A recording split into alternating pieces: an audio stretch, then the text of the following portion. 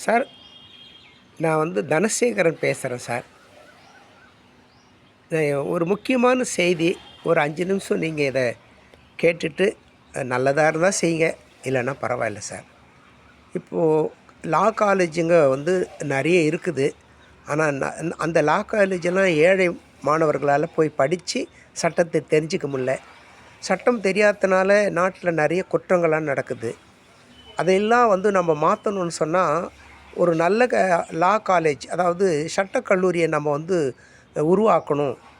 ஏழை எளிய மாணவர்களுக்கெல்லாம் அது பயன்படணும். கிராமத்தில் வாழ்கிற மக்களுக்கெல்லாம், மாணவர்களுக்கெல்லாம் இது பயன்படணும். அப்படி நோக்கத்தில் நான் இந்த திட்டத்தை தொடங்கியிருக்கிறேன் சார். ஒரு லா காலேஜ் ஆரம்பிச்சிருக்கிறேன். Institute of basic law educational association என்ற பேரில் நான் பதிவு பண்ணி கவர்மெண்ட்டில் லைசன்ஸ்லாம் வாங்கிட்டேன் சார். இப்போ எனக்கு 2 வகையான உதவிகள் வேணும். ஒன்று, இடம் வேணும். குறைஞ்சது 10 ஏக்கரா. அதில் கட்டணும், காலேஜுங்க கட்டிக்கணும்.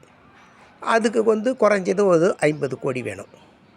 சரி, இதெல்லாம் உங்களை நான் கேட்குறேன்னா நீங்கள் தயவுசெய்து வேண்டாம். உங்களை யாரையும் உங்களை டொனேஷன் கேட்கல, உங்களை நன்கொடை கேட்கல.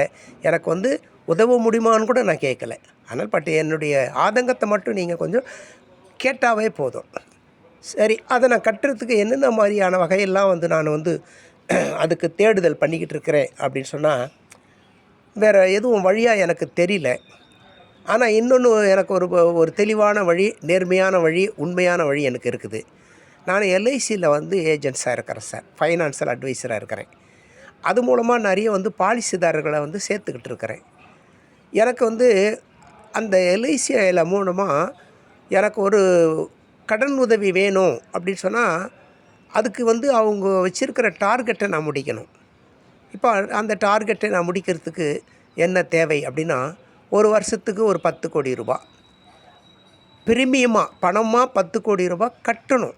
அந்த மாதிரியான பாலிசிதாரர்களை நான் தேர்வு பண்ணணும். அது மாதிரி பாலிசிதாரர்கள் எனக்கு கிராமப்புறத்தில் நானும் இருக்கிறதுனால, நானும் பெரிய வசதி படித்தவன் இல்லை. எனக்கு பேக்ரவுண்ட் எதுவும் இல்லாததுனால யாரும் பெரிய ஆட்கள்லாம் எனக்கு செவிச்சாய்ச்சி செய்வாங்கலாம் சொல்ல முடியல.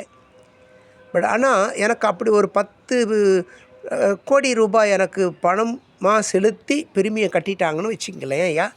எனக்கு அது மாதிரி தொடர்ந்து ஒரு 3 வருஷம் எனக்கு வாய்ப்பு கிடச்சிச்சின்னா, எல்ஐசி எனக்கு 50 லட்ச ரூபா வீடு கட்டுறதுக்கு இடம் கொடுத்துரும். பணம் கடனாக கொடுக்கும். 50 லட்ச ரூபா கடனாக எனக்கு கொடுத்துரும். வட்டி இல்லாத கடனை தரும். இப்போது